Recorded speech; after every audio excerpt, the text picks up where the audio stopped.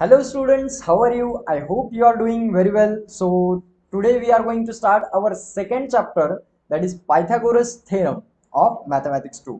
तर student Pythagoras theorem म्हटल्यानंतर आपल्याला माहिती आहे पायथागोरस थेरम आपण शिकत आलेलो आहोत कसा असते आणि हा कुठे ऍप्लिकेबल होतो.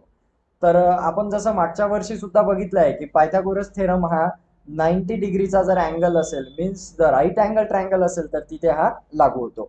मग आता हा थेरम काय असतो, कसा असतो आणि हा कुठे उपयोगी पडतो, एकदा आपण याला रिवाइज करून घेऊ आणि नंतर चॅप्टरला सुरुवात करू. तर बघा स्टुडंट, सर्वात अगोदर आपल्याला जर थेरम शिकायचा आहे तर त्यासाठी आपल्याला लागणार आहे एक राईट अँगल ट्रायंगल. सो आता मी इथे एक राईट अँगल ट्रायंगल घेतो. आता असा मी हा राईट अँगल ट्रायंगल ड्रॉ करून घेतो. तर या राईट अँगल ट्रायंगलला मी इथे नाव देतो ABC. ठीक आहे. तर आता हा जो राईट अँगल ट्रायंगल आहे यामध्ये बी अँगल जो आहे इट इज अपॉन 90 डिग्री असं आपण याला म्हणू शकतो. त्यानंतर बघा याच्यामध्ये जर आपण बघितलं तर ही जी ए आणि सी, AC जी लेंथ आहे याला आपण काय म्हणत असतो, it is a hypotenuse.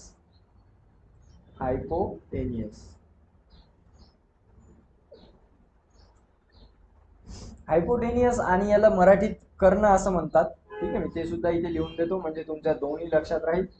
Hypotenuse म्हणजे कर्ण. तर A B side and BC side, this is side 1 and side 2. तर अशा दोन साइड असतात आणि एक हायपोटेनियस असते. तर हे दोन्ही मिळून एक तिने मिळून बनतो राईट अँगल ट्रायंगल. त्यामध्ये असते एक 90 डिग्रीचा angle, right. So this is our B angle which is of 90 degree. आणि अशा प्रकारच्या ट्रायंगल मध्ये पायथागोरस थेरम लागू होतो. तर पायथागोरस थेरम मध्ये बघा याच्यामध्ये आपल्याला असते की एसी जी साइड असते ही सर्वात मोठी साइड असते. म्हणजे AC is the largest side असं आपण म्हणू शकतो.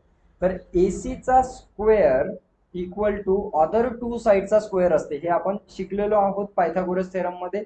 ए B square plus B C square हा पायथागोरस थेरमचा फॉर्म्युला आहे की एसीचा जर स्क्वेअर केला आपण तर ए बी आणि बी सीच्या स्क्वेअरच्या ॲडिशन एवढी याची व्हॅल्यू असते. आता ही कशी असते एकदा आपण डिटेलमध्ये बघू. तर बघा समजण्यासाठी एक उदाहरण घेऊ आपण. जसं की सपोज करा या ठिकाणी तुम्ही उभे आहात. ही इथून तर इथपर्यंत काय एक लँड आहे, जमीन. आणि इथून एक मी इथे बिल्डिंग ड्रॉ करतो. Suppose this is a building आणि या बिल्डिंगच्या टेरिसवर तुमचा मित्र अडकलेला आहे. ठीक आहे. आणि या बिल्डिंगच्या टेरिसवरून या मित्राला तुम्हाला वाचवायचं आहे. बिल्डिंग मध्ये आग लागलेली आहे. ठीक आहे. आता तुम्ही त्याला कसं वाचवणार, किंवा बिल्डिंगची हाईट जास्त नाहीये किंवा तुम्ही तिथून सीडीने सुद्धा जाऊ शकता, राईट.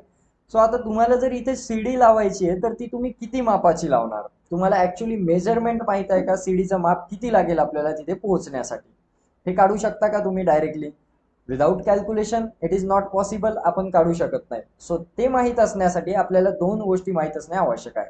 ती म्हणजे बिल्डिंग पासून तुम्ही किती अंतरावर उभे आहात. सपोज करा तुम्ही 3 मीटरच्या अंतरावर आहात आणि बिल्डिंगची हाईट जी आहे 4 मीटर आहे. ठीक आहे. ह्या दोन गोष्टी तुम्हाला माहिती आहेत. आपण उदाहरण म्हणून बघत आहोत म्हणून जास्त काही याच्यामध्ये प्रॉब्लेम नाही. सो आता इथे बघा ही जी बिल्डिंग आणि ही जे सरफेस आहे लँड, जमीन, याच्यामधला जो अँगल आहे हा असतो 90 डिग्रीचा, राईट. आता हे तर आपल्याला माहित आहे 90 डिग्रीच्या अँगलवर असते. तर आता इथून तर आपल्याला लागणार आहे सीडी त्या बिल्डिंगच्या टोकापर्यंत अशा प्रकारे. सो ही जी सीडी लागणार आहे म्हणजे ही झाली. आता बघा इथे राईट अँगल ट्रायंगल दिसत आहे सेम याच्यासारखा, बरोबर आहे. सो आता इथे राईट अँगल ट्रायंगल फॉर्म झाला म्हणजे आपण पायथागोरस थेरम लावून इथे आपण या सीडीचं माप काढू शकतो. आता आपल्याला या सीडीची मेजरमेंट माहित नाही म्हणजे ती आपण एक्स कन्सिडर करू आणि ही एक्स ची व्हॅल्यू आपल्याला फाइंड आउट करायची. सो आता एक्स ची व्हॅल्यू जर आपल्याला फाइंड आउट करायची तर आपल्याला बघा ही झाली आपली हायपोटेनियस.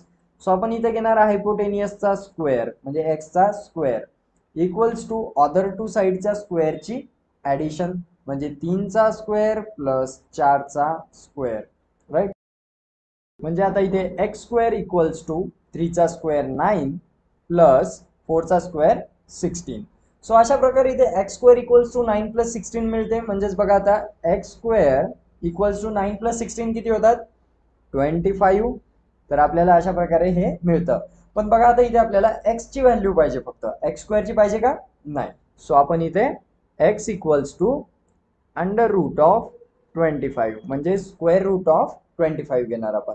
तर 25चा स्क्वेअर रूट काय असतो हे आपल्याला माहित आहे, स्क्वेअर रूट आहे 5. सो एक्स ची व्हॅल्यू आलेली आहे बघा 5. सो हे डिस्टन्स असणार 5 मीटर. म्हणजे तुम्हाला सीडी जी लागणार आहे तुमच्या मित्राला वाचवण्यासाठी ती 5 मीटरची सीडी लागणार आहे. तर आलं लक्षात कसा असतो पायथागोरस थेरम. यावरून तुमच्या इझिली लक्षात आलंय आणि तुम्ही कोणतीही व्हॅल्यू अशी कॅल्क्युलेट करू शकता. म्हणजे इव्हन तुम्हाला 2 व्हॅल्यूज जर माहित असल्या तर तुम्ही तिसरी व्हॅल्यू काढू शकता. पण आता इथे आपल्याला पायथागोरस थेरमने व्हॅल्यूज नाही काढायच्या.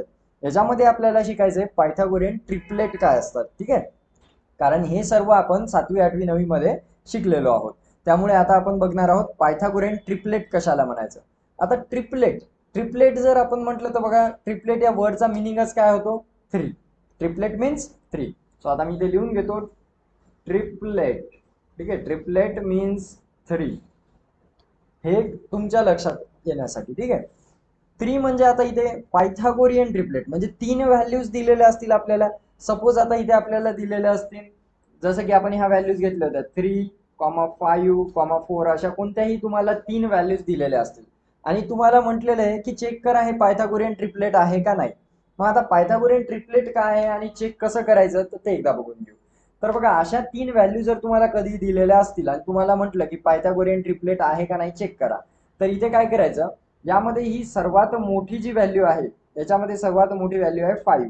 सो आपण इथे घेणार 5चा स्क्वेअर घ्यायचा इक्वल्स टू हे जे उरलेल्या 2 साइड आहेत तर या 2 साइडचा स्क्वेअरची ऍडिशन करायची 3 स्क्वेअर प्लस 4 स्क्वेअर आणि हे चेक करायचे इक्वल येते का. बघा 5चा स्क्वेअर येतो 25 आणि 3चा स्क्वेअर येतो 9 प्लस 4चा स्क्वेअर येतो 16 आणि बघा इथे 25 ॲज इट इज 9 प्लस 16 25.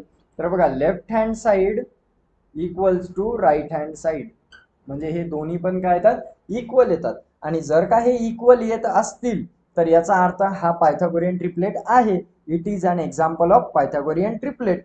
आणि जर का हे इक्वल येत नसतील तर त्याला आपण म्हणणार हा पायथागोरियन ट्रिपलेट नाहीये. तर त्याचं एक उदाहरण बघू आपण आता. बघा सपोज आपल्याला व्हॅल्यूज दिलेल्या आहे 5, 6 आणि 7. आता इथे जर आपण बघितलं तर बघा 3 नंबर मध्ये सर्वात मोठा नंबर कोणता आहे 7. एक गोष्ट लक्षात घ्या की पायथागोरियन ट्रिपलेट ह्याची जी अरेंजमेंट आहे ही कशी पण असू शकते. मोठा नंबर छोटा नंबर अगोदर मागे पुढे झाले तरी चालतात. सो आता इथे 5, 6, 7 दिलं, यामध्ये मोठा नंबर आहे 7. सो आपण 7चा स्क्वेअर घेणार आणि इक्वल्स टू 5चा स्क्वेअर प्लस 6चा स्क्वेअर म्हणजे या दोघांचा आपण स्क्वेअर घेतला. जसं इथे आपण या दोघांचा घेतला होता, मोठा नंबर जो आहे तो बाजूला काढला आणि उरलेल्या 2 नंबरची ऍडिशन केली त्यांच्या स्क्वेअरची. सो आता इथे तेच करणार 7चा स्क्वेअर म्हणजे 49 इक्वल्स टू 5चा स्क्वेअर म्हणजे 25 प्लस 6चा स्क्वेअर म्हणजे 36. सो आता इथे बघा 49 इक्वल्स टू 5 प्लस 6 11 कॅरी 1 आणि इथे येतं 61. बघा हे इक्वल आलेत का दोन्ही पण, हे इक्वल आहेत का, बिलकुल नाही, हे इक्वल नाही आहे. So these are not equal आणि आपण म्हणू शकतो की it is not a Pythagorean triplet. म्हणजे आता यावरून बघा तुम्हाला ओळखता येते की पायथागोरियन ट्रिपलेट कोणता आहे आणि कोणता नाहीये. म्हणजे तुम्हाला सिंपली 3 व्हॅल्यूज दिलेल्या असतील, 3 व्हॅल्यूज मांडायच्या, त्यामधला मोठा जो नंबर आहे तो साईडला काढायचा लेफ्ट हँड साईडला आणि उरलेल्या 2 नंबरची स्क्वेअरची ऍडिशन ही राईट हँड साईडला करायची आणि चेक करायचं याचा आन्सर. जर का इक्वल आलं तर ते पायथागोरियन ट्रिपलेट आहे आणि इक्वल नाही आलं तर ते पायथागोरियन ट्रिपलेट नाहीये. तर अशा प्रकारे आपण याला सोडवू शकतो. आता तुमच्या प्रॅक्टिस सेट मध्ये 2.1 मध्ये सगळ्यात पहिले तुम्हाला हेच एक्झाम्पल दिलेले की पायथागोरियन ट्रिपलेट आहे का नाही चेक करा. ठीक आहे, तर आता आपण काय करू, एकदा याच्यावरचे काही एक्झाम्पल्स बघू आणि समोरचा टॉपिक